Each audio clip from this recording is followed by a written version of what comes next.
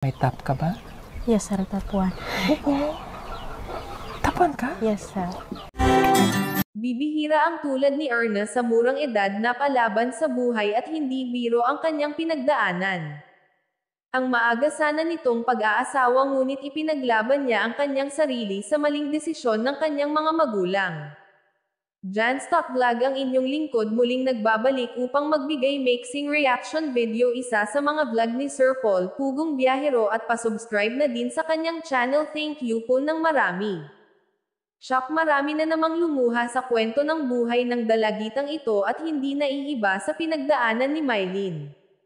Nakailang yakap si Sir Paul kay Erna upang i-comfort ito at sobrang hanga dahil nalagpasan ni Erna ang muntik naging hadlang sa kanyang pangarap na makapag-aral para makapagtapos, at alam nyo ba na ang tataas ng kanyang grade at top 1 pa ito, bagay din na namangha si Sir Paul at sure, magiging PB scholar na naman ito dahil ang ganda ng kanyang kwento at deserve niya dahil matalinong siyang bata.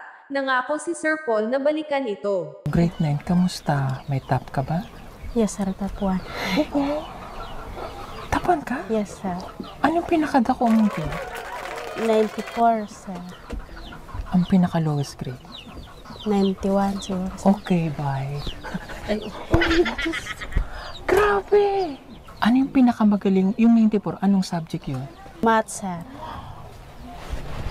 Galing, math. Yes, sir. Galing mo, ha?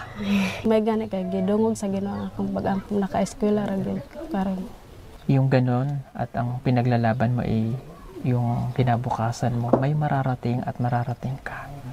Mayroon kami mga nanonood na sponsor, maaari na baka, ha? Yes, Mapick ka, wala siyang line of 8, puro 90. Peace.